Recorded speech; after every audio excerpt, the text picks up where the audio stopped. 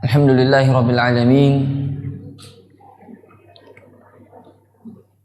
Wa usalli wa usallim ala nabiyyina al-mustafa al-amin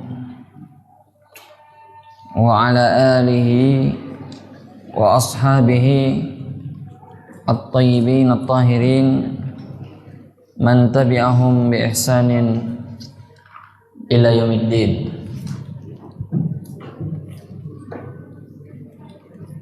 Alhamdulillah, kita bersyukur atas nikmat Allah sehingga kita masih bisa duduk dalam majelis ini untuk mengkaji agama Allah. Dan kita sudah selesai membahas persoalan qiyas. Sekarang kita masuk kepada persoalan berikutnya, berkaitan dengan istinbatul adillah, yaitu hukum asal perintah dan larangan, cara mengambil hukum. Hukum itu tidak terlepas dari dua, kalau tidak perintah pasti larangan. Baik, kita lanjut. Apa tadi? Hukum asal perintah dan larangan. Ini antum tulabul ilm, para penuntut ilmu wajib mengetahui ini, karena seorang penuntut ilmu itu mestinya harus keluar dari area taklid. Mereka tidak hanya sekedar ikut-ikutan tanpa mengerti dalil. Mereka harus mengerti dalil sehingga mereka berdakwah nantinya ala basirah, di atas ilmu. Baik. Hukum asal perintah, kita bicara perintah dulu. Jadi kalau kita berada di satu majelis itu, saya kasih suatu faedah penting. Kita harus perhatikan 5 poin dasar. Apapun majelis kajian ilmunya itu, di penuntut ilmu, jangan hanya duduk mencatat tapi tidak jelas apa yang dicatat. Bagus sih kalau bisa dicatat, catat semua, jangan ada yang terlewatkan. Tapi itu tidak mungkin, kecuali kalau direkam kemudian dicatat ulang. Tapi kalau berada di satu majelis tertentu, jangan sampai luput dari antum 5 poin besar ini. Ya, kalau datang kajian, perhatikan 5 poin ini. Yang pertama yaitu definisi. Catat apa definisinya, karena dengan definisi orang mengerti hakikat pembahasan. Orang bicara puasa, misalnya apa definisinya puasa? Orang berbicara hukum asal, apa definisi hukum asal? Itu perlu ditahu itu semuanya. Definisi membuat orang mudah memahami hakikat pembahasan. Yang kedua adalah kaidah. Kaidah-kaidah itu penting untuk mencatat. Kalau dalam pembahasan itu ada kaidahnya. Biasanya itu dalam setiap pembahasan itu ada kaidah umum yang kita bisa kembali merujuk kepadanya. Dan setiap kaidah umum itu biasanya ada apa? Pengecualiannya. Setiap kaidah umum biasanya ada pengecualiannya. Itu akan banyak bersama kita ini, hukum asal perintah dan larangan. Hukum asal dari masalah ibadah, perintahnya adalah wajib, larangannya hukum asalnya adalah haram. Kalau perkara ada, hukum asal dari perintahnya adalah sunnah, hukum asal larangannya adalah makruh. Ada pengecualian di situ. Seperti misalnya makan dengan tangan kiri. Tapi nanti itu kita bahas di pembahasan kita. Itu yang kedua, hukum. Kaidah, ya, kaidah. Yang ketiga hukum. Apa hukum persoalannya ini? Apa hukumnya? Haram, wajib, makruh, mubah, boleh, dilarang, sekarang. Yang penting apa? Antum tahu hukumnya, supaya antum punya pegangan. Apa kesimpulan hukumnya? Oh, ulama berbeda pendapat ini dan ini. Oh, apa kesimpulannya? Saya lebih cenderung ke ini dan seterusnya. Ini penting. Kalau antum tidak tahu hukumnya, mengambang permasalahan. Karena antum tidak tahu apa? Hukum. Ini berlaku untuk masalah apa saja, masalah tauhid, masalah fikih, semua. Karena agama ini tidak terlepas dari hukum ini yang kita bahas. Itu yang keberapa? Ketiga. Yang keempat itu yaitu pembagian. Ya, itu juga penting dalam pelajaran apa saja. Antum perlu pembagian-pembagian. Kapan antum tidak membagi tidak merinci itu pembahasan-pembahasan, itu persoalannya nanti menjadi kabur, atau bahasa mudahnya pengetahuan antum beda-beda tipis dengan orang awam, orang umum. Kenapa? Karena pengetahuannya sifatnya global, ya, umum. Orang awam itu kalau ditanya tauhid, mereka tahunya tauhid itu mengesahkan Allah, itu pengetahuan global namanya. Tapi penuntut ilmu, mereka punya pembagian-pembagian. Tauhid saja ini, di awal pembahasannya tauhid sudah terbagi menjadi berapa? 3. Contoh saja.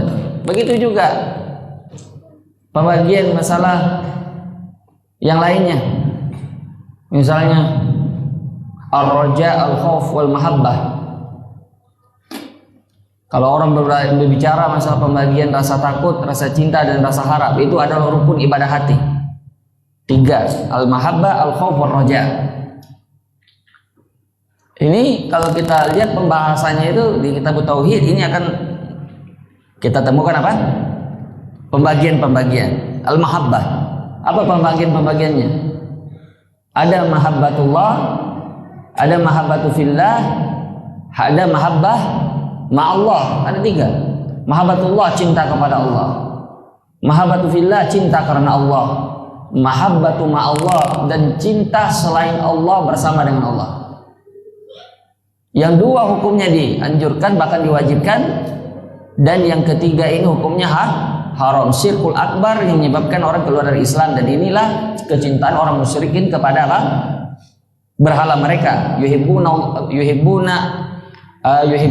kahubbillah, yuhibbunahum kahubbillah, walladzina amanu asyaddu hubbalillah, walau yaral ladzina zalamu idz yarawna al'adzab an quwwata lillahi jami'a wa anna allaha syadidul adzab. Itu pembahasan, pembagian. Jadi cinta karena Allah, cinta bersama Allah, cinta karena Allah. Cinta karena Allah contohnya apa? Cinta kepada orang-orang soleh. Dia cinta orang soleh karena apa?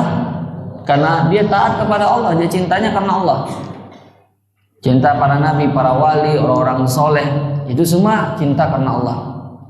Cinta Allah, ya dia melaksanakan perintahnya, menjauhi larangannya. Cinta bersama Allah, dia cinta Allah, dia cinta juga kepada Sayyid Yusuf. Tapi yang dimaksud dengan cinta di sini apa?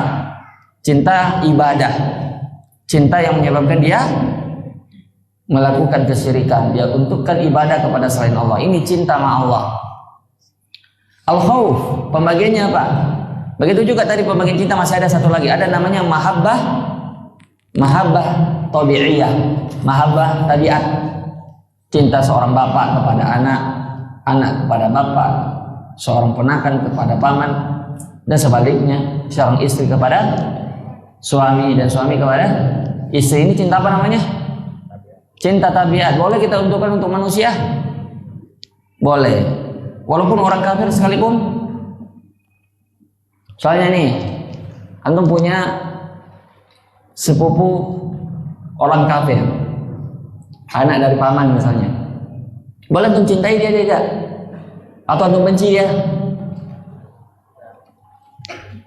Cintai apa benci? Cinta tabiat. Paman Nabi Abu Thalib, kafir apa muslim? Nabi cinta sama pamannya atau tidak? Berdosa kan Nabi? Berarti boleh apa tidak? Iya. Paham sekarang cinta tabiat? Seorang anak kepada bapaknya, contoh, cintanya seorang anak kepada bapaknya di masa sahabat pun begitu, seperti cintanya Siapa contohnya? Abdullah. Hah? Dan Abu Jandal kepada bapaknya Suhail bin Amr, Khatibu Quraisy. Bapaknya ini masih kafir, namun dia masuk Islam nanti di Fatuh Makkah baru Islam. Anaknya ini termasuk masuk Islam di awal-awal. Nah, ini cinta apa namanya? Cinta tabiat. Tatkala bertemu mereka di perang Badar, tidak sanggup dia melihat bapaknya jadi tawanan. Begitu juga Sa'ad bin Mu'adz. Sa'ad bin Mu'adz ini cinta kepada ibunya, bahkan terkenal berbaktinya kepada ibunya. Tapi cinta tabiat ini tidak didahulukan dari cinta kepada Allah. Buktinya Sa'ad bin Mu'adz walaupun cinta luar biasa dan terkenal kecintanya kepada ibunya, ibunya suatu ketika tahu bahwa dia masuk Islam. Lalu ibunya bilang, keluar dari agama Muhammad, kalau tidak saya tidak mau makan sampai saya mati, biar orang-orang menuduhmu membunuh ibunya sendiri. Dibilang Sa'ad bin Mu'adz, wahai ibu, makanlah. Dia bilang tidak, sampai kamu keluar dari Islam. Dia bilang, ibu makanlah. Saya bilang tidak, sampai kamu keluar dari Islam. Kalau tidak saya akan mati kelaparan, saya tidak akan makan. Lalu Sa'ad bin Mu'adz mengatakan suatu perkataan yang dicatat dalam kitab Amal Sejarah. Apa kata Sa'ad bin Mu'adz? Demi Allah, wahai ibu, andaikan engkau memiliki 100 nyawa, lalu Allah mencabut satu persatu itu nyawa, saya tidak akan keluar dari agama Islam. Gemetar ibunya. Akhirnya makan juga, karena takut ya. Akhirnya makan juga. Ini menunjukkan bahwa cinta kepada ibu tidak didahulukan dari cinta kepada Allah. Dia bilang, walaupun kau punya 100 nyawa, tidak peduli saya. Kalau itu yang kau suruh, wa in jahadaka. Inilah menyebabkan turun ayat ini, surah Luqman ini yang tadi saya baca di dalam salat. Wa in jahadaka ala an tusyrika bima laysa laka bihi ilmun fala tuti'huma. Fala tuti'huma. Wa sahibuhuma fid dunya ma'rufa.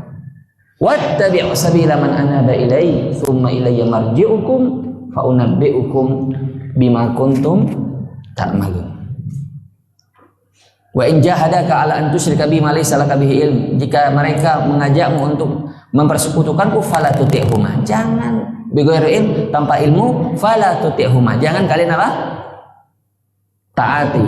Tidak boleh di taati. La ta'ata fil makhluk fi ma'siyatil khaliq. Tidak boleh taat kepada siapapun dalam makhluk dalam bermaksiat kepada Allah. Ini namanya apa? Pembagian. Ada cinta tabiat, ada cinta ibadah. Paham antum? Paham apa tidak? Sisa berapa? Sisa 1 dah. Furuk itu perbedaan-perbedaan. Ini yang kelima. Poin yang paling penting yang antum catat kalau hadir majelis ilmu siapa saja, masyayikh misalnya atau para asatir, itu 5 poin ini antum harus perhatikan. Furuk itu perbedaan-perbedaan. Oh, apa perbedaannya perintah dalam bab ibadah dan perintah dalam bab adab? Samakah apa beda? Apakah beda antara hukum asal dalam perkara ibadah dan hukum asal dalam perkara muamalah? Beda apa sama? Beda. Kalau hukum asal dalam perkara muamalah,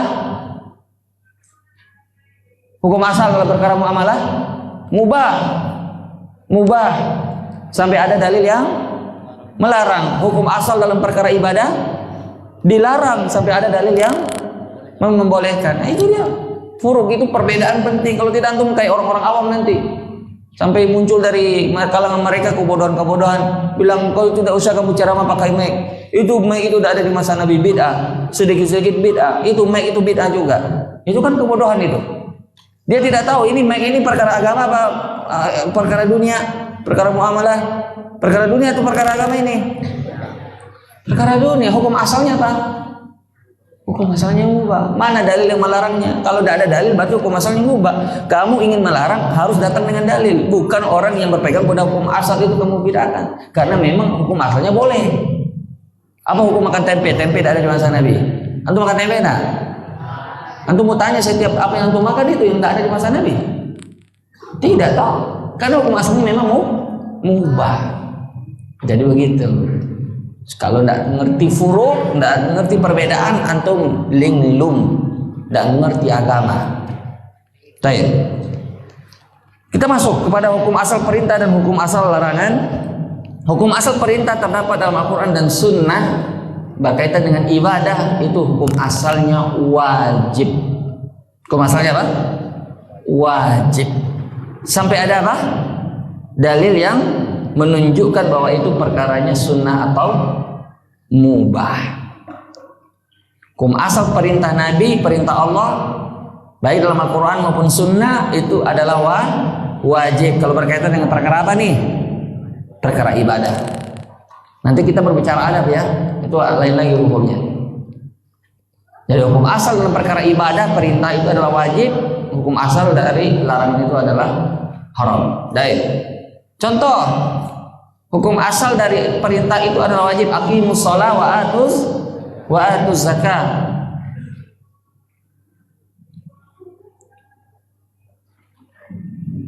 Apa artinya itu aqimus shalah? Dirikanlah salat. Itu perintah apa bukan? Perintah. Jadi jangan dibilang mana Allah mengatakan Al-Quran hukumnya wajib salat, yang tidak akan ketemu. Kita berbicara hukum asal dari perintah itu adalah wajib. Ini dia hukum asalnya. Tapi kita bilang kecuali ada yang menunjukkan bahwa hukum itu adalah sunnah atau mubah atau dalil sharif namanya, yang memalingkannya dari wajib menjadi sunnah atau mubah. Contohnya apa? Contohnya apa? Yang tadi hukum asalnya adalah wajib berubah menjadi sunnah. Kan kita bilang hukum asal perintah adalah apa? Wajib. Hukum asal itu. Tapi dia keluar dari hukum asal kapan? Kalau ada dalil lain yang menunjukkan bahwa itu tidak wajib. Mengerti atau tidak? Ngerti. Contohnya apa? Contohnya apa? Nabi SAW bersabda, "Sholli qabla maghrib, sholli qabla maghrib, sholli qabla maghrib." Salatlah kalian sebelum salat maghrib. Ini perintah apa bukan nih? Perintah. Hukum asalnya wajib. Salatlah sebelum maghrib, salat sampai 3 kali Nabi ulang. Tegak penegasan. Tapi kata Nabi di akhir hadisnya apa? Liman sya'a. Bagi yang mau. Bagi yang mau. Ini memalingkannya dari wajib. Bagi yang mau saja. Baik.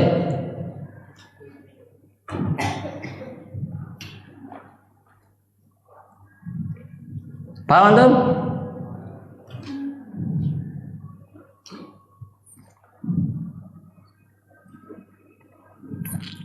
Baik. Selesai kita dalam masalah ini. Hukum asal dari larangan sekarang.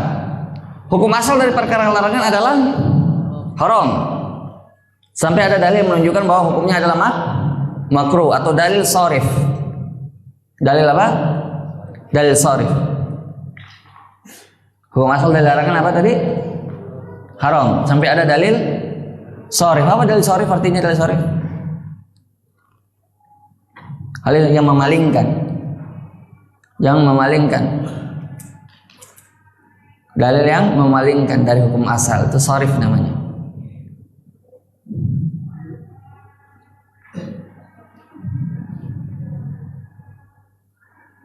Ketika Allah berfirman misalnya, wa qad la tusyriku bihi syai'a wa bil walidaini ihsana wa la tusyriku bihi syai'a, itu larangan. Janganlah kalian mempersekutukan Allah. Hukum asalnya apa itu? Haram. Ada tidak yang memalingkannya? Tidak ada. Berarti dia berada di atas hukum asal. Apa lagi? Contoh larangan banyak sekali larangan. La taqrabuz zina innahu kana fahisyatan wa sa'a sabila.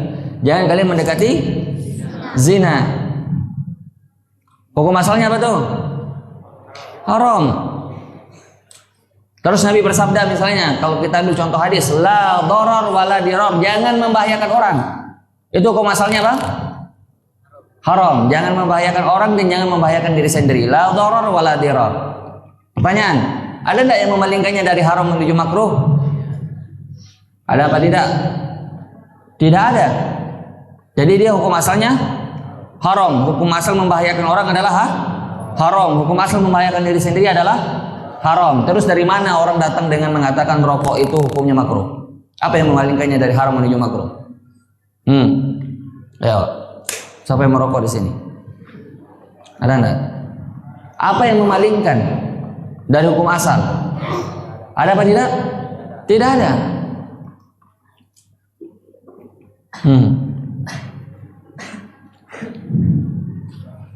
Baik.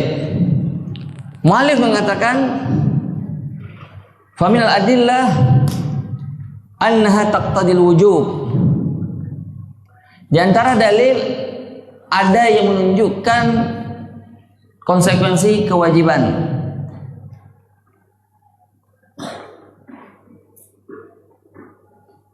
Baik. Apa dalilnya?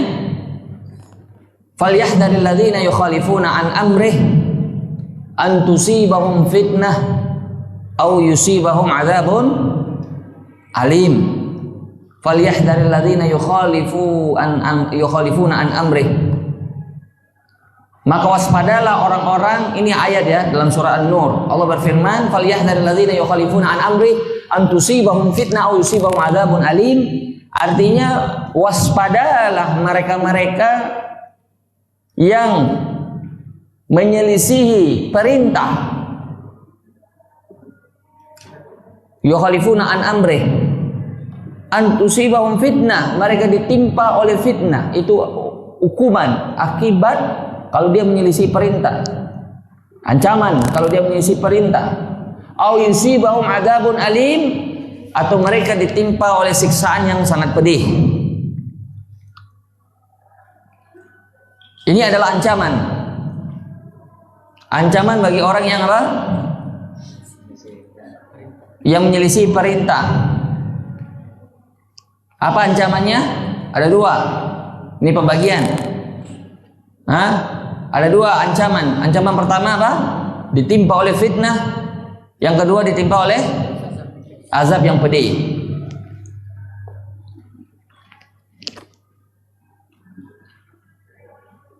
Qala muallif isyaratu ila ma yahsulu min al-mukhalafati min maradil qalbi wa fitnatil qalb ashaddu ma yahsulu min mukhalafati min adzabin alim bil qahd wal zilzal wal fayadan wa ma asbah dzalik.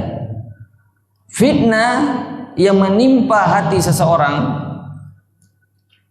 itu lebih berat daripada azab yang pedih seperti kekeringan, banjir, gempa bumi,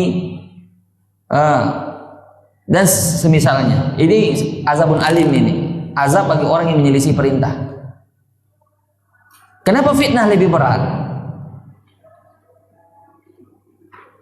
Karena fitnah ini berkaitan dengan hukuman hati, uqubatu qalbiyah. Kalau tadi hukuman fisik, kalau orang tertimpa gempa, yang cacat fisiknya, yang mati fisiknya, setelah mati habis selesai. Kalaupun cacat tidak kekal, tidak lama. Tapi kalau hati yang tersiksa, yang mati, ini yang bahaya.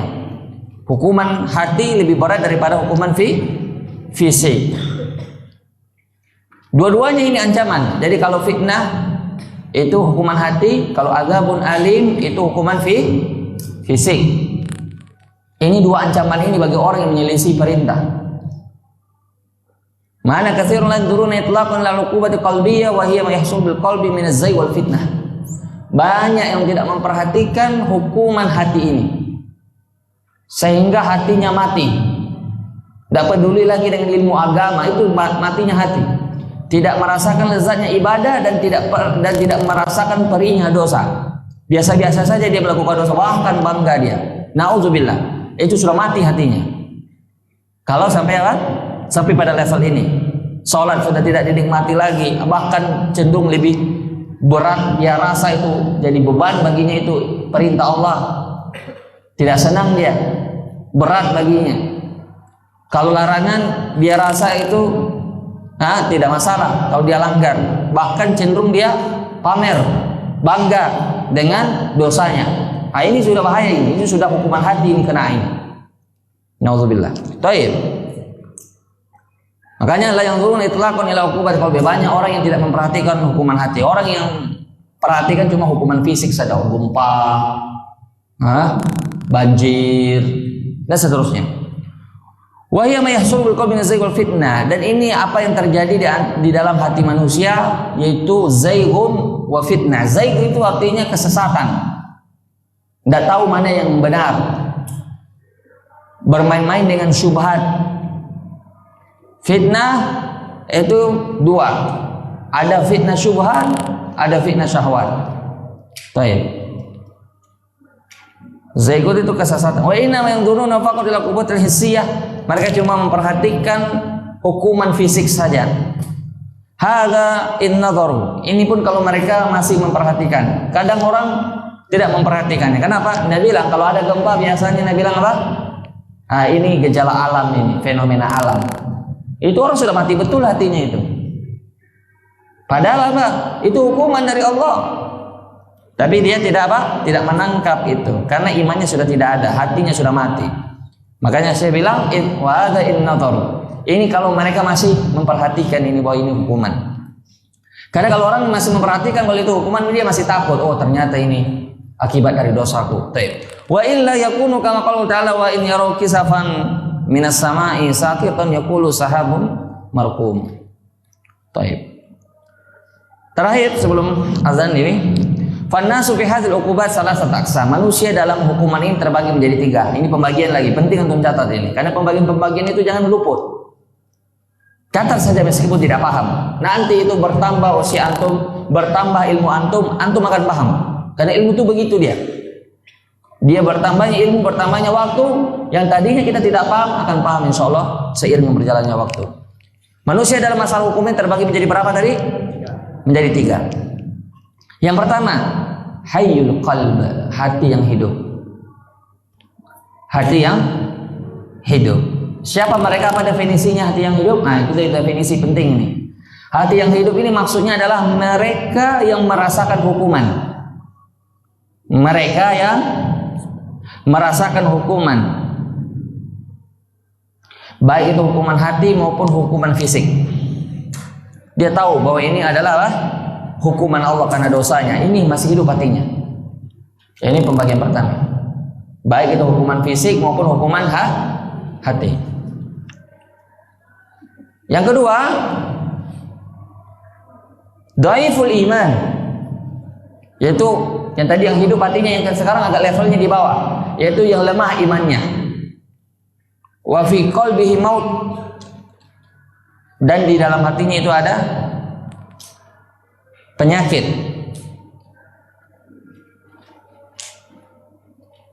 Dia ada di imannya tapi sedikit. Apa definisinya dhaiful iman? Dia memiliki iman tapi imannya lemah, itu definisinya. Dia memiliki iman tapi imannya ini tidak mampu mencegahnya melakukan perbuatan dosa, dan dia merasakan hukuman fisik tapi tidak merasakan hukuman hati. Soalnya apa nih? Dia tahu kalau ada gempa, kalau ada bencana alam dan kawan-kawannya, itu adalah hukuman Allah. Cuma itu tapi yang dia tahu. Kalau masalah hukuman hati dia tidak paham. Kalau tiba-tiba hatinya itu tidak merasakan kenikmatan ibadah atau tidak takut melakukan dosa, dia itu tidak paham itu hukuman. Itu kebanyakan kita hari ini. Kita pikir hukuman Allah itu cuma bencana, musibah. Kita tidak pernah memandang hukuman itu kalau hati kita ini sudah tidak pernah lagi merasa takut berbuat dosa. Itu hukuman terberat itu sebetulnya. Ini dhaiful iman ini. Kebanyakan manusia dalam golongan kedua ini. Kebanyakan manusia dalam kelompok kedua ini. Dia cuma merasakan hukuman fisik, tapi tidak merasakan hukuman hati. Dan yang ketiga, mayyitul qalb, hati yang sudah mati. Hati yang sudah mati. Ini kelompok yang ketiga. Ini kelompok yang paling parah, yang sudah tidak terselamatkan. Kenapa? Karena sudah mati nih. Kalau sudah mati bisa dikasih hidup atau tidak? Tidak. Ini apa definisinya hati yang mati ini? Definisinya adalah yang tidak lagi merasakan hukuman fisik maupun hukuman hati. Dua-duanya dia tidak bisa rasa. Artinya itu sudah level orang-orang kafir sudah. Orang kafir kalau dihukum oleh Allah, mereka itu hanya menganggap apa? Fenomena alam. Mereka tidak akan merasakan oh ini hukum Allah karena memang tidak ada iman sedikit pun. Paham apa tidak paham?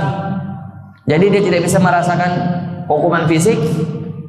Maksudnya bahwa kalaupun dia tahu itu hukuman fisik itu hanya anggap fenomena alam biasa, apalagi hukuman hati, karena itu butuh iman.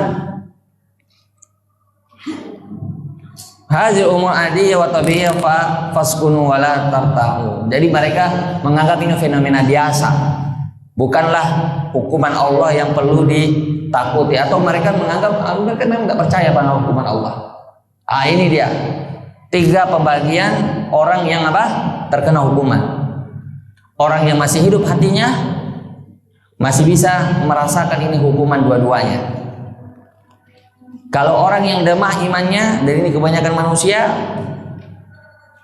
yang pertama tadi kebanyakannya itu terjadi pada orang-orang yang berilmu. Orang berilmu bisa berdosa apa tidak? Bisa berdosa. Yang tidak berdosa itu siapa? Yang maksum itu siapa?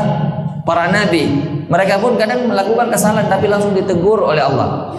Adapun orang berilmu sama jika manusia biasa, dia memiliki nafsu, memiliki syahwat, kadang imannya bertambah, kadang imannya bisa berkurang.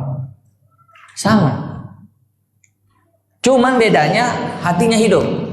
Kapan dia melakukan dosa dia bisa merasakan itu hukuman.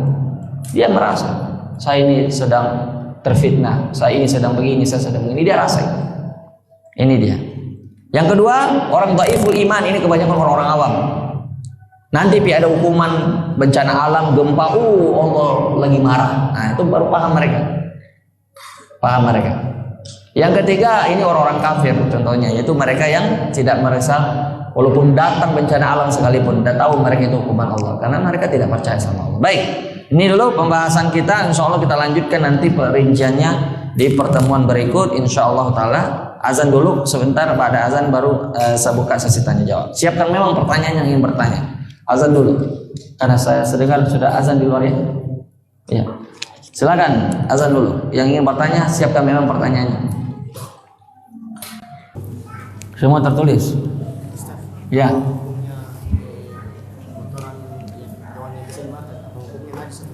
Ada perbedaan pendapat dari kaum ulama. Mazhab Hambali mengatakan tidak najis. Seperti ayam itu taiknya itu kotorannya itu tidak najis karena dia dagingnya apa? Dimakan. Ada perbedaan pendapat. Nanti insya Allah kita bahas itu insya Allah.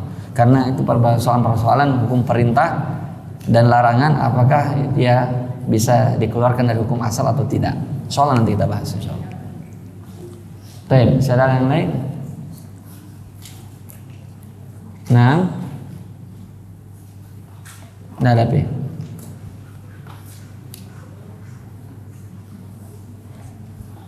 Baiklah.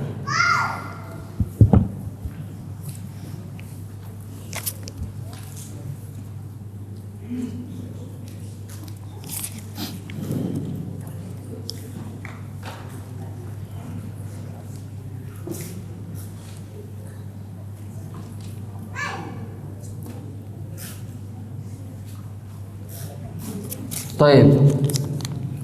Afwan Ustaz, apa obat penyakit hati?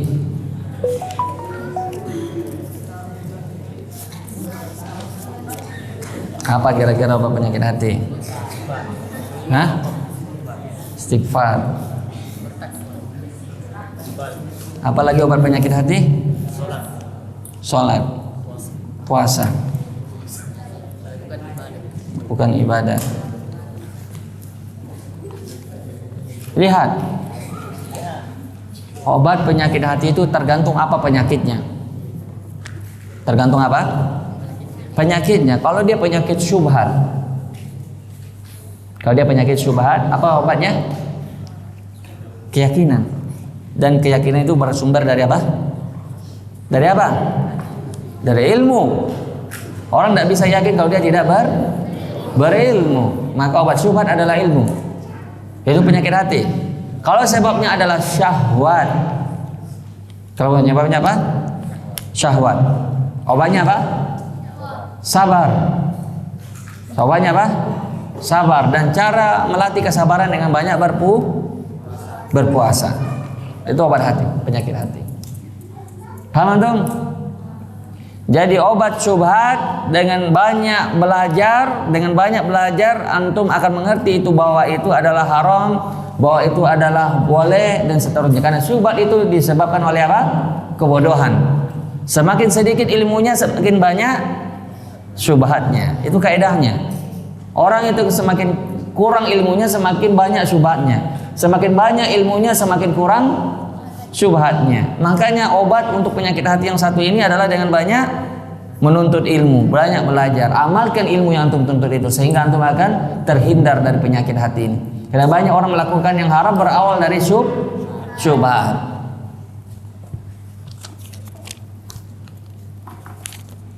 Wallahu a'lam. Baik. Assalamualaikum Ustaz. Afwan Ustaz, jika kita masbuk. Afwan Ustaz, jika kita masbuk dan langsung takbiratul ihram, maka sesudah takbiratul ihram apa yang kita baca? Al-Fatihah. Karena makmum hanya diwajibkan membaca Al-Fatihah kalau dia masbuk. Tidak diwajibkan membaca ayat dan tidak diwajibkan membaca doa iftitah. Itu kalau memungkinkan. Kalau tidak memungkinkan, misalnya dia dapat imamnya dalam keadaan ruku, dia baca Al-Fatihah atau tidak? Iya, kalau dia baca Al-Fatihah nanti dia imamnya bangkit dari ruku sudah. Kalau imamnya bangkit dari ruku, dia tidak dapat lagi satu rakaat. Walaupun di sini saya sudah bilang berkali-kali ada perbedaan pendapat. Pendapat yang rajih insyaallah dia dapat satu rakaat dan gugur baginya kewajiban membaca Al-Fatihah, terkhusus bagi makmum yang masbuk saja. Adapun bagi makmum yang tidak masbuk, pendapat yang lebih kuat dia tetap wajib membaca Al-Fatihah. Afwan Ustaz, izin bertanya, pakai kak di belakangnya. Ini orang mana ini? Bertanya kayak bukan orang Makassar nih. Bertanya ini kayak orang-orang Sunda. Baik. Apakah ada nasab Nabi Muhammad SAW sampai ke Nabi Adam yang sahih? Jauhnya itu. Gimana ini? Coba kalau nasab Nabi Muhammad yang ditulis secara lengkap, ada kitab Sirah Nabawiyah karangan Syekh Abdurrahman Al-Mubarakfuri, namanya Rohiqul Maktum. Di situ disebutkan nasab Nabi Muhammad sampai ke Nabi Ismail. Ada. Tapi kalau sampai ke Nabi Adam itu agak sulit mungkin. Tapi coba lihat itu kitab Rohiqul Maktum, itu disebutkan nasab Nabi Muhammad secara lengkap. Pan Ustaz, apa hukumnya sholat sunnah berjamaah qabliyah dan ba'diyah sholat wajib? Waduh, dilakukan tidak ini oleh Nabi? Tidak toh? Maka antum tidak usah lakukan. Hukum asal dari ibadah itu al-hazar, dilarang sampai ada dalil yang menunjukkan. Tidak ada pernah sejarahnya atau hadisnya sepotong pun menunjukkan Nabi berjamaah qabliyah dan ba'diyah. Maka yang ditinggalkan oleh Nabi padahal ada faktor pendorong dan tidak ada faktor penghalang, itu wajib juga kita tinggalkan. Kapan kita lakukan? Jatuhlah kita dalam apa? Perkara bid.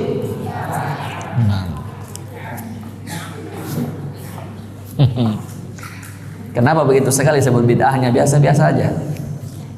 Apa hukumnya berpacaran lebih dari 3 kali? 1 kali saja bermasalah, apalagi lebih dari 3 kali. Ini maksudnya bertanya ini atau mau spill temannya ini berpacaran ini? Tidak boleh ya, itu mendekati zina. Tobat, masih ada pintu tobat. Orang biasa tergelincir, terjatuh dalam perkara dosa itu biasa terjadi. Kadang orang terjatuh dalam perkara dosa itu terjadi. Tapi orang jangan tenggelam dalam dosanya. Dia bertobat kepada Allah. Allah Maha penerima tobat. Yakinlah kalau orang bertobat itu pasti diterima tobatnya. Tapi jangan tertipu ya. Jangan mentang-mentang Allah tidak hukum dia, tiba-tiba dia bilang tidak apa-apa, dia berdosa lagi, saya nanti juga bertobat juga. Enggak, itu tertipu namanya. Cepat bertobat.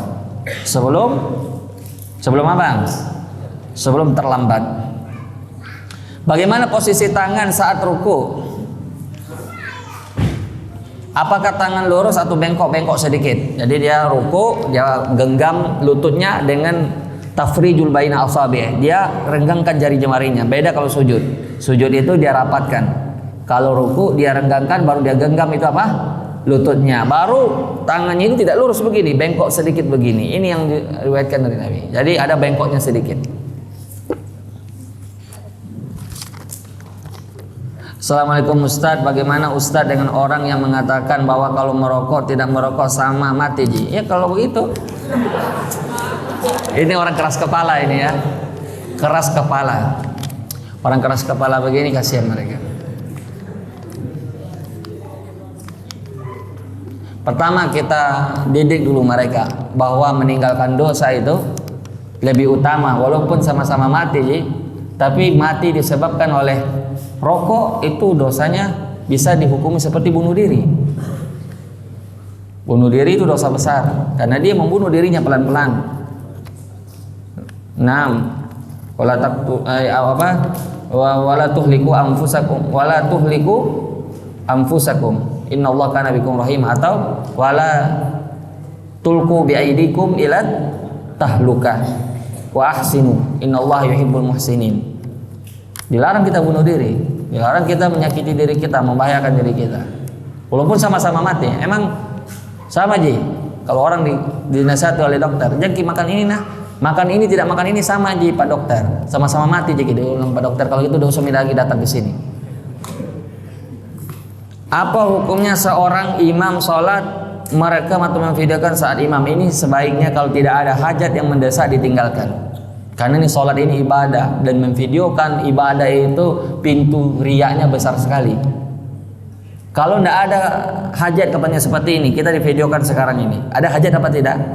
Ada hajat. Orang mungkin memurojaah pelajaran, atau orang yang tidak sempat hadir di sini, dia kajiannya mungkin di jauh tempatnya mau ke sini, akhirnya dia ikut online. Tapi kalau tidak ada hajat, antum memvideokan itu pintu riyanya besar sekali. Ini ibadah, hati-hati. Tapi kalau ada hajat, ada kebutuhan silakan. Assalamualaikum Ustadz, apa hukum bermain kartu Uno? Apa ini Uno? Apa? Tidak boleh ya, itu kayak kartu judi begitu ya? Bukan? Kartu apa itu? Ya minimal dia menghabiskan waktu, tapi kalau sesekali kalau dia tidak ada unsur judinya dan hal-hal yang semisal, dia minimal dia bisa melalaikan dan bikin kecanduan apa tidak itu? Bisa bikin orang ketagihan enggak? Enak enggak main itu biasanya? Biasa orang sering main itu atau tidak? Sering. Nah, itu ditinggalkan yang seperti hal-hal yang bisa bikin ketagihan seperti game, main Uno dan kawan-kawannya itu sebaiknya ditinggalkan. Karena kalau sudah ketagihan atau kecanduan itu susah ditinggalkan. Bagaimana hukumnya tidur sambil mopang? Apa nih mopang ini? Oh, tengkurap. Karena ada pernah orang bilang tidur mopang itu tidurnya ahli neraka. Iya, kita dilarang tasyabuh dengan tidurnya para penduduk neraka. Ya, tidur tengkurap itu hukumnya makruh, tidak boleh. Saya ingin bertanya, apa hukumnya mencintai seorang yang tidak bisa digapai agar terhindar dari pacaran?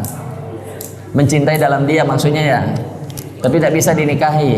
Cari yang lain, banyak perempuan yang bisa digapai. Makanya kalau tidak bisa digapai, putuskan semua harapan, karena itu membuka pintu syaitan. Makanya Ibnu Qayyim memberikan kita tips, misalnya untuk mengurangi rasa cinta yang terlarang itu kan termasuk cinta terlarang, ini cinta sama orang tapi kita sudah tahu tidak mungkin bisa menikahi dia, sudah tinggalkan itu, cari yang bisa kita gapai. Nah, salah satu caranya untuk mengurangi rasa cinta ini bagaimana? Kita putuskan harapan kita bahwa tidak mungkin, ini sudah, cari yang lain, cari penggantinya.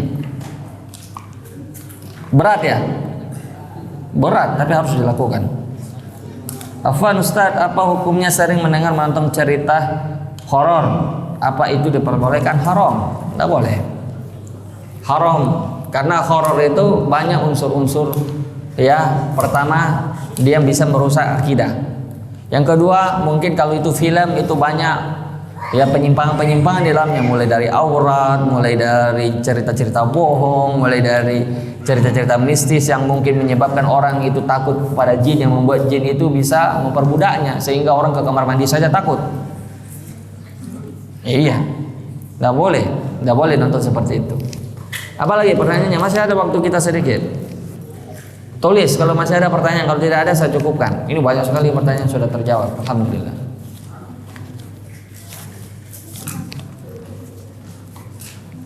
Baik, ada pertanyaan lain?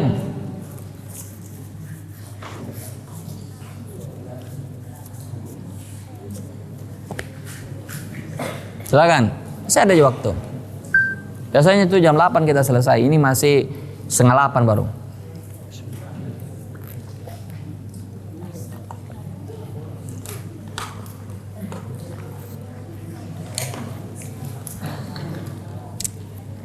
Apa hukumnya setelah sujud yang berdiri tanpa angkat sayap? Bangkit dari sujud langsung berdiri tanpa angkat tangan. Itu angkat tangan itu cuma dari rakaat kedua menuju rakaat ketiga. Itu saja mengangkat tangan dan bangkit dari sujud. Selebihnya tidak angkat tangan. Hadis Ibnu Umar. Mengangkat tangan itu ada 4 posisi saja. Takbiratul ihram 1, kemudian takbir mau ruku 2, terus bangkit dari ruku 3, dan yang keempatnya itu tadi bangkit dari sujud rakaat keberapa? Rakaat kedua menuju rakaat ketiga.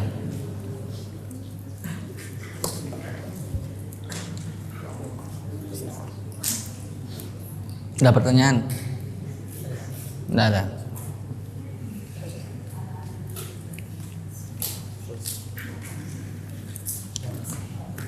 Afwan Ustadz, bagaimana cara untuk menghadapi teman yang peminum, perokok? Jangan dihadapi, tidak sholat lagi. Jangan dihadapi, ditinggalkan. Ini tidak bisa dijadikan teman yang seperti ini. As-sahib, sahib. Teman itu bisa menarik kita pada kebiasaannya. Tadinya kita tidak perokok bisa menjadi perokok. Yang tadinya tidak peminum, coba mikir dulu, enak rasanya, coba dulu. Akhirnya apa? Satu kali coba akhirnya ketagihan. Awalnya perokok juga begitu. Dia salah pergaulan, dia tidak perokok, dia keluarga yang tidak perokok, tapi karena pergaulannya salah dia jadi perokok. Tapi kalau dinasehati, misal kita tahu orang ini, misal dulu teman kita, boleh dinasehati, tapi jangan dijadikan apa? Jadi jangan jadikan teman, tinggalkan dia. Afwan Ustadz, apa hukumnya menggambar anime? Itu sebaiknya dijauhi. Anime itu mirip dengan gambar makhluk yang bernyawa ya. Tapi kalau ada kebutuhan misalnya hal-hal yang saya ingin bercerita. Wah, sudah ada cukup waktunya ini. Bagaimana kalau pahala dan dosa seimbang? Di mana kita dimasukkan? Neraka atau surga? Di A'raf kita. Ashabul A'raf itu yang seimbang pahala dan dosanya. Itu makanya ada surat Al-A'raf. Itu Al-A'raf itu, Ashabul A'raf itu mereka seimbang pahala dan dosanya. Tapi nanti mereka mendapat apa? Syafaat. Dapat syafaat insyaallah. Ada pertanyaan antum?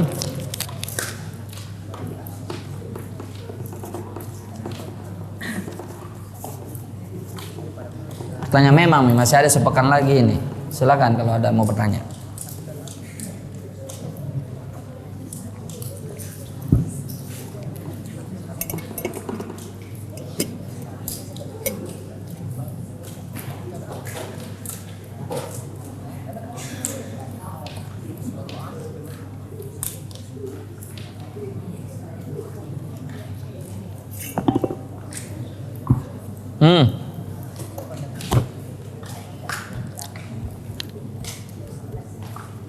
Habis pertanyaannya?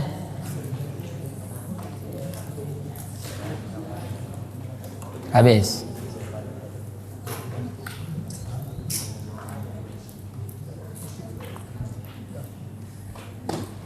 Tidak usah malu-malu bertanya. Kalau ada pertanyaan tanyakan. Kalau tidak ada jangan dibikin-bikin. Kalau ada pertanyaan jangan disimpan. Karena la yata'allamani rajulan, tidak menuntut ilmu, tidak mendapatkan ilmu 2 orang. Al-mustahi wal mutakabbir, orang yang pemalu. Ini bukan malu pada tempatnya ini. Apapun pertanyaan berkaitan dengan apa tanyakan. Jangan malu-malu. Wal mutakabbir, orang yang sombong. Aku menjawab salam chat WA. Sama saja baik chat WA maupun tidak chat WA, aku menjawabnya wajib. Sama saja. Cuman apakah ditulis atau tidak itu persoalan lain. Kan kadang ada orang dia baca Assalamualaikum warahmatullahi wabarakatuh, dia cuma jawab dengan lidahnya tapi dia tidak tulis. Nah, apa yang penting dijawab. Jadi kalau ada temannya balas langsung, jangan bilang tidak dijawab. Dia jawab, dia cuma tidak dia tulis. Nyingkat-nyingkat itu enggak boleh ya. Waalaikumsalam WRWB misalnya toh. Itu enggak boleh itu. Enggak dapat pahala antum karena orang yang mengucapkan salam dengan lengkap itu Assalamualaikum warahmatullahi wabarakatuh dapat berapa pahala? 30. Kalau Assalamualaikum saja berapa pahala? 10. Assalamualaikum warahmatullahi 20. Coba bayangkan banyaknya pahala. Tapi WRWB tidak masuk dalam hadis ini. Assalamualaikum Ustaz, dapat 10 pahala. Waalaikumsalam warahmatullahi wabarakatuh, dapat 30 pahala. Apa hukumnya main game lalu melalaikan sholat? Tidak usah dijawab, ini tahu jawabannya. Berdosa, disiksa kalau tidak tobat. Game itu luar biasa efek candunya, mungkin mirip-mirip dengan judi karena penasarannya, bikin dia penasaran. Kalahnya bikin penasaran, menangnya bikin ketagihan. Sama di game. Game itu bikin, makanya saya bilang tadi, walaupun hukum asal game itu mubah, tidak berdosa, tapi kalau kebanyakan bisa berubah menjadi haram. Inilah tingkatan syaitan dalam menjerumuskan manusia. Tidak langsung haram dulu, tapi dia kasih tahap bertahap. Silakan kalau masih ada.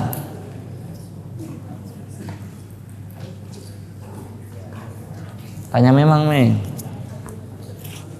mumpung lagi ada waktu kesempatan bertanya, tanya.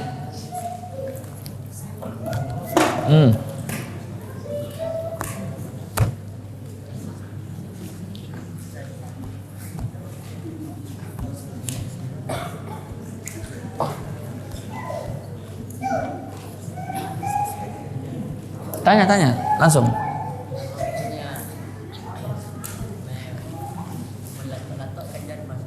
Melato-lato. Oh, pakai tangan. Kasih bunyi-bunyi tangannya begitu. Kalau lato-lato jelas hukum asalnya itu, mainan itu semuanya hukum asalnya boleh, perkara dunia toh. Cuma kalau sampai mengganggu orang itu bisa jadi berdosa.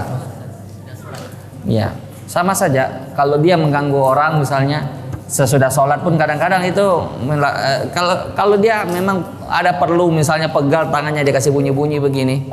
Ya toh? Kembalikan kepada niatnya. Kalau dia memang ada kebutuhan tidak masalah. Tapi kalau dia cuma kebiasaannya begini-begini setelah selesai sholat, itu dihindari. Kenapa? Karena itu bisa mengganggu orang, bunyi-bunyi begitu atau memalingkan perhatian orang. Tapi hukum asalnya boleh-boleh saja, selama dia tidak mengganggu orang. Bagaimana hukumnya turnamen ML? ML itu apa? Mobile Legend. Pakai turnamen lagi, aduh. Hukumnya penuntut ilmu tidak layak melakukan ini ya. Hindari yang seperti ini kalau mau sukses nanti sampai ya dalam jalan penuntut ilmu ini. Memang godaan-godaan di jalan thalabul ilmi ini sangat banyak sekali. Mobile Legend itu banyak orang yang sudah kecanduan, ketagihan, sampai-sampai mereka itu sudah kayak ketagihan begitu ya, sehingga mereka meninggalkan ilmu. Intinya hindari. Bagaimana hukumnya ketika kita melihat saf yang kosong dari orang yang mundur lalu kita mengisinya tapi jauh dari kita? Apakah sah sholat kita karena lebih dari 3 gerakan? Sah. 3 gerakan itu tidak boleh kapan? Kalau dia tidak ada kebutuhan, dia bergerak saja tanpa ada hajat dan keperluan. Sedangkan ada kaidah mengatakan la makruha ma'al hajah au al karahatu tazulu bil hajah. Perkara makruh itu bisa hilang karena hajat. Coba lihat Nabi SAW menggendong cucunya Umamah bintu Zainab. Cucunya Umamah masih bayi, masih kecil. Digendong oleh Nabi, pas beliau ruku beliau taruh, pas beliau bangkit dari ruku beliau gendong lagi. Pas beliau sujud, beliau taruh lagi. Beliau duduk, beliau taruh lagi. Nanti beliau bangkit, beliau gendong lagi. Dan sampai selesai sholat. Berapa kali itu? Lebih dari 3 kali atau kurang itu? Lebih dari 3 kali dan tidak mengapa. Intinya bahwa kalau memang ada keperluan, tidak ada masalah. Terutama mengisi saf kosong 3 kali, 4 langkah. Kecuali kalau di ujung sana sampai ke sini. Itu bukan sholat lagi namanya. Itu sudah batal sholatnya itu. Tapi kalau masih wajar, maka tidak ada masalah. Afwan Ustaz, apabila berdoa memakai bahasa apa? Pakai bahasa Arab lah. Pakai bahasa apa orang berdoa? Berdoa itu saya kasih tingkatan-tingkatannya. Yang paling afdol adalah doa ma'tsur dari Nabi maupun dari Al-Qur'an. Itu doa yang paling afdol. Terus di tingkatan di bawahnya adalah doa pakai bahasa Arab tapi tidak ma'tsur. Dia ngerti bahasa Arab tapi dia memohon hajat dan kebutuhannya kepada Allah. Kenapa doa ma'tsur ini lebih afdol? Karena itu jami'ul mani'. Kadang lafaznya sedikit kecil atau qalilul lafzul lakin katsirul makna. Ini lafaz Nabi. Nabi itu perkataannya singkat tapi maknanya mencakup semuanya. Makanya dianjurkan kita memakai doanya Nabi yang dibaca oleh Nabi. Tapi kalau kita mau berdoa sesuai dengan hajat kebutuhan kita, tidak masalah. Kalau kita mengerti bahasa Arab itu yang afdal. Tapi kalau kita tidak mengerti bahasa Arab, ini tingkatan ketiga, maka tidak ada masalah. Bagaimana Ustadz kalau pakai celana pendek tapi pakai jubah ji? Nggak apa-apa, jangan sampai kelihatan aja, kesingkap nanti. Kalau pakai jubah kan ketutup. Bagaimana hukumnya ketika kita melihat sudah tadi? Masih ada? Sudah mikir ini 3 orang ini. Masih ada yang lain? Silakan. 5 menit lagi. Silakan kalau masih ada waktu kita 5 menit.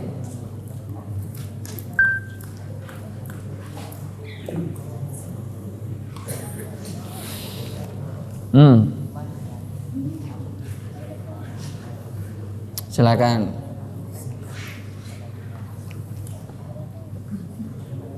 Ada? Tanya saja, jangan malu-malu.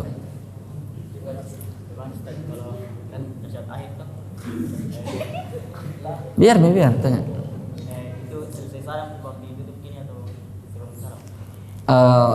Isyarat tunjuk ya. Itu isyarat tunjuk pas tasawuf akhir itu dia akan begini terus sampai dia salam. Jadi selesai ini ditutup itu pas selesai salam. Karena hadis ini itu hanya perbedaan pendapatnya antara menggerakkan atau isyarat saja. Ini perbedaan. Ada yang menggerakkan gerakan begini, tahrik. Ada yang cukup dengan isyarat saja. Tapi sampai kapan? Sampai salam. Selesai salam sudah tutup sudah. Sudah?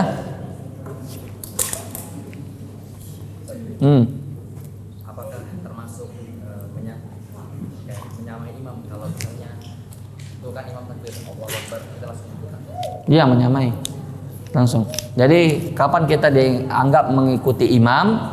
Kalau setelah kalimat Allahu Akbarnya dan dia sudah ruku baru kita ruku. Tapi kalau sama-sama kita turun dengan imam baru takbir, kita juga baru takbir, itu menyamai, itu tidak boleh. Yang lebih parah lagi itu kalau mendahului imam, itu ada ancamannya. Jadi selesai dulu imam Allahu Akbar baru kita turun. Dulu salaf mengatakan kami tidak sujud sampai kami tahu bahwa Nabi itu sudah meletakkan keningnya di lantai. Jadi tidak boleh kita menyamai imam. Jadi kalau kita mau sujud boleh, kita tunggu dulu imamnya sampai di lantai. Ustadz, kalau mengangkat tangan melewati punggung pas sholat gimana? Punggung tuh gimana ini maksudnya? Takbiratul ihram melewati punggung ini tidak ada orang melakukan ini. Bagaimana hukum nonton anime? Itu mau nonton anime saya bilang jangan ya, karena itu banyak disusup-susupi. Baik itu mungkin berbau-bau cari konten dewasanya atau mungkin hal-hal yang bisa merusak akidah. Hindari itu yang seperti itu.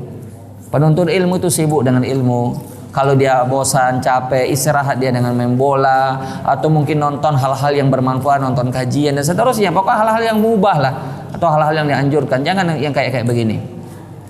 Mengangkat tangan melewati punggung itu tidak ada tuntunan syariatnya. Yang ada itu cuma 2, sampai sejajar dengan bahu atau dengan daun telinga. Itu aja. Tidak ada yang sampai kepala begini atau yang sampai punggung begini atau tidak angkat tangan sama sekali. Ini juga tidak ada tuntunannya. Jadi intinya mengangkat tangan itu hanya sampai bahu atau daun telinga. Bagaimana hukumnya bertahun di acara lomba 17 Agustus? Bertahun apa nih maksudnya nih? Bertahun dalam modal? Apa? Ini lomba 17 Agustus biasa ada hadiahnya toh? Tidak judi ini kah? Apa definisinya judi dalam perlombaan? Kalau peserta ikut apa? Baik. Tahun terhadap acara mubah hukumnya mubah. Tahun terhadap acara yang hukumnya haram, tahunnya juga haram. Wala ta'awanu 'alal ismi wal udwan. Jangan tolong-menolong dalam perkara dosa dan permusuhan. Lihat acaranya. Kalau acaranya mubah ya mubah. Apa hukumnya ketika disawer uang judi dari pejudi di like YouTube? Oh, disawer sama pejudi. Tidak boleh diambil uang pejudi. Tidak boleh. Kalau kita tahu itu adalah hasil judi. Antum disawer di YouTube bikin apa antum? Itu juga acara-acara YouTube perlu kita ingatkan teman-teman yang suka yang jadi YouTubers ini. Banyak sekarang acara-acara YouTube itu yang penting mencari followers. Mereka yang penting bagi mereka di like, tidak peduli mereka apakah konten mereka itu sesuai melanggar batasan syariat atau tidak. Yang penting cuan, ya. Yang penting uang. Orang tidak peduli lagi dari mana hartanya dia dapat. Hati-hati ini. Ini banyak penghasilan YouTube itu yang tidak halal. Dan apa yang antum makan itu daging yang tumbuh dari uang haram, maka neraka yang lebih berhak baginya. Maka hati-hati ya. YouTube ini kadang luar biasa fitnahnya. Afwan Ustadz, apa hukumnya bersiul-siul? Bersiul-siul ini pernah terjadi di masa Ibnu Umar. Dia mirip dengan suara musik ya. Ketika ada seorang pengembala meniup itu dari bambu, seruling dari bambu, sehingga Ibnu Umar menutup telinganya dengan kuat dan dia berjalan sampai dia tanya budaknya, apakah kau masih dengar itu suara? Dia bilang tidak. Baru dia lepaskan itu, tutup telinganya. Dia tidak mau dengar itu suara musik. Sama saja, siul itu mirip dengan suara seruling. Apalagi masih ada? Oh, habis mi waktu tak. Biar lagi ada pertanyaan anak tidak jawab. Taib. Naktafi bihadzal qadar. Subhanaka bihamdik. Asyhadu an la ilaha illa anta astaghfiruka wa atubu ilaik. Assalamualaikum warahmatullahi wabarakatuh.